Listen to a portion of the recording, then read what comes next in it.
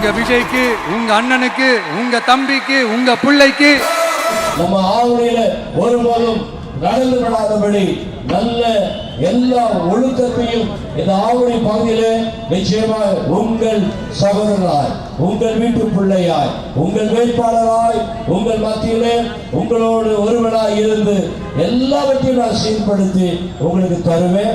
அது மாத்திரம் பட்டா இல்லாத எத்தனையோ குடும்பங்கள் தவித்துக் கொண்டிருக்கிறது. அப்படிப்பட்ட குடும்பங்களுக்கு எல்லாம் பட்டா வழங்கிட நான் வந்து பாத்தீங்கன்னா ஜெயித்தது இங்கிருந்து எங்கேயாவது போயிட மாட்டேன். ஆவணியில மெயின் ரோட்ல என்னோட ஆபீஸ் வைத்து அந்த ஆபீஸ்ல சும்மா நீங்க தாராளமா என்னை பார்க்க வரலாம். ஒவ்வொரு நாளும் ஆபீஸ்ல இருப்பேன். நீங்கள் என் வீட்டு பிள்ளைகளாய் நீங்க வரலாம். எனக்கு அப்பாவாய், அம்மாவாய், எனக்கு சகோதராய், எனக்கு சகோதரியாய், என் குடும்பமாய் நீங்க வந்து உங்கள் குறைகள் எல்லாம் சொல்லுங்க. இன்னொரு காரியம் செய்ய போறேன். பாப்பா பாண்டியன் என்று நீங்கள் அறிவீர்கள். அவர் ஒரு நல்ல தலைவர்.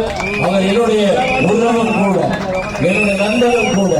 பாப்பா பாண்டியன் அவர்களையும் இணைத்துக் கொண்டு நல்ல ஒரு ஆப் உருவாக்கி அந்த ஆப் மூலமா நீங்க வீட்டுல இருந்து அந்த ஆப்பை தட்டி விட்டீங்கன்னா நாங்கள் அதை ஹேண்டில் பண்ணுவதற்கு நல்ல படித்தவர்கள், பண்பாளர்கள் அவர்கள் எல்லாம் எக்ஸிகியூட்டிவா வைத்து அவர்கள் உங்களுக்கு உங்களுடைய பிரச்சனைகளை உடனடிக்கு உணரார்.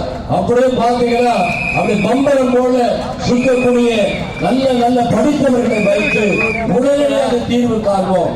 இதற்காக என்ன முயற்சிக்கும் எந்த எல்லைக்கும் நாங்கள் போக தயாராக இருக்கிறோம். ஏன் தெரியுமா? என் அன்பு தலைவர், என் அன்பு தலைவர், புரட்சி தலைவர் விஜய் அண்ணன் அவர்கள், விஜய் அவர்கள் உங்களுக்காக, உங்களுடைய அன்புக்காக, உங்களுடைய வளர்ச்சிக்காக, உங்களுடைய முன்னேற்றத்திற்காக என்னை ஒரு வேட்பாளராய், என்னை உங்க வீட்டு பிள்ளையாய் அனுப்பியிருக்கிறார். ஓடுகையா ஓட்டு, ஓடுகையா ஓட்டு. உங்கள் சின்னம் நமது சின்னம். ஆகிய விஷ சின்னத்துக்கு நீங்கள் வாக்களிங்கள் ஐயா. அதாவது நிறைய பேர் சொன்னாங்க ஆட்சிக்கு வந்தா இல்ல, ஆட்சியில தான் இருக்க போறோம். இனி வருகிற ஆட்சி என் புரட்சி தளபதியின் ஆட்சி. இனி வருகிற ஆட்சி அந்த அந்த முகத்தை பாருங்க. அந்த முகத்தை பார்த்தா அவ்வளவு இனிமையா இருக்குது.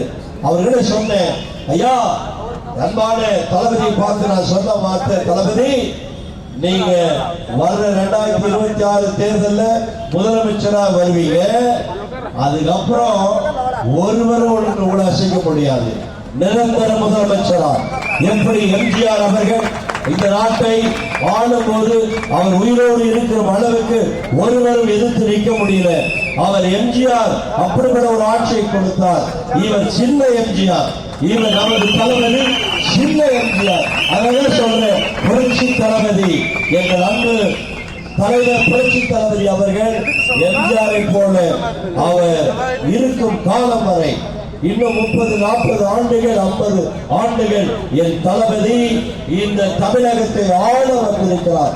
அவர் ஆழ்வார், நிரந்தர முதலமைச்சராய் இருப்பார் என்று சொல்லி நான் உங்களுக்கு தேவையான அத்தனை வசதிகளும் என்ன வேணாலும் சொல்லுங்க, உங்களுக்காக நான் நின்று நானும் அன்பான அண்ணன் மாவட்டம் அண்ணன் மணிகண்டன் அண்ணனும் நாங்கள் 2 பேரும் இணை பெரியா சகோதரர் போல. ஒரே ஒரு குறைதா, அவரை கெட்டி பிடிக்க முடியல. ஆனால் முடிஞ்ச அளவு அவரை கெட்டி பிடித்து அவரை முத்தம் நின்று நாங்கள் ஒற்றுமையாக இருந்து ஒரு பெரிய ஒரு நல்ல ஆட்சியை கொடுப்பேன். நீங்க காலையிலிருந்து இரவு வரையிலும் நான் உங்க கூடவே இருப்பேன். நீங்க ஒன்றும் கவலைப்படாதீங்க. தமிழகத்தில் ஒரு சிறந்த தொகுதி எது என்றால் இந்த ஆவணி தொகுதி தான் அப்படின்னு சட்டமன்றத்திலும் பாராளுமன்றத்திலும் பேசும்படியாக ஒரு தூய்மையான ஆட்சி, ஒரு சின்ன ஊழல் கூட இருக்காது. எனக்கெல்லாம் ஊழல் பண்ண தெரியவே தெரியாது. அப்படிப்பட்ட எல்லாமும் கிடையாது.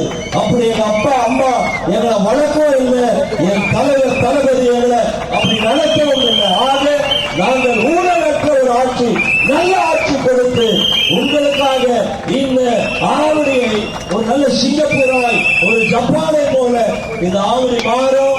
உங்களில் நான், உங்களுக்காக நான், உங்களில் ஒருவனாக நான் உங்களோடு தேர்தல் தெரிவித்து உங்கள் வாக்கு சின்னத்திற்கு, உங்கள் அன்பு புரட்சி தளபதிக்கு, உங்கள் பாசம் புரட்சி தளபதிக்கு நான் வர உங்க கூட வந்துட்டேன், உங்க கூடவே இருப்பேன், உங்க மத்தியில இருப்பேன், வீடு வீடா வருவேன். ஐயா ஜெயிச்சதுக்கு அப்புறம் வீடு வீடா வருவேன். நீங்க சாப்பாடு போடணும், நான் சாப்பிடுவேன். மத்தியான சாப்பாடு உங்க வீட்டுல தான், எங்க போடுறோம் அங்கதான். இரவு சாப்பாடு உங்க வீட்டுல தான். என் மனைவி நொந்து போகணும், ஏயா ஒரு நாளாவது வீட்டுல சாப்பிடு அப்படின்னு என் மனைவி சொல்லணும். எனக்கு அன்பான நல்ல குடும்பம், நல்ல ஒரு மனிதனாய் இந்த உலகத்துல நல்லது செய்யணும் தான் நாங்கள் வாழ்ந்துட்டு இருக்கிறோம். எங்க வாழ்க்கையில எதையும் கொள்ளையிட எங்களுக்கு தெரியாது, நல்லது செய்யணும். அப்படிப்பட்ட ஒரு நல்ல வாய்ப்பை என் புரட்சி தளபதி அவர்கள் எனக்கு கொடுத்திருக்கிறார்கள். ஆக என் தலைவர் புரட்சி தலைவர் அண்ணாத தளபதி விஜய் அவர்களை வணங்கி, உங்களை வாழ்த்தி, உங்களை வணங்கி, உங்களுக்கு நன்றி செலுத்தி நான் உங்களுக்காக சேவை செய்ய காத்திருக்கிறேன்.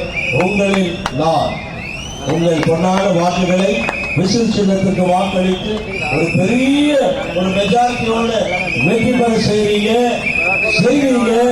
செய்யதான் போறீங்க, பார்க்கதான் போறோம்.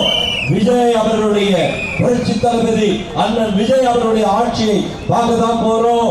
அது தூய்மையான ஆட்சி. அவருடைய முகத்தை பார்க்கும்போது கை காட்டுறாரு பாருங்க, எப்படி கை காட்டுறாரு. தூய்மையான ஆட்சியை தருவேன் சொல்லியிருக்கிறாரு. நல்லது பண்ணீங்க, நல்லதே பண்ணீங்க. யாருமையான 234 தொகுதியிலும் வெற்றி, நல்லா சொல்லியிருக்கிறேன், 200 தொகுதிக்கு மேல வெற்றி பெற போகிறோம்.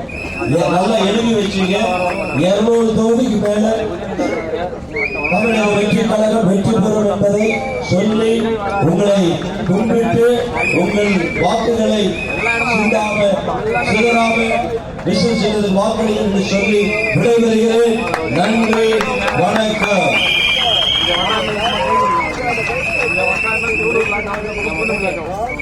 கொடிப்பாடலுக்கு அனைவரும் எழுந்து நிற்குமாறு தாழ்மையுடன் கேட்டுக்கொள்கிறோம்.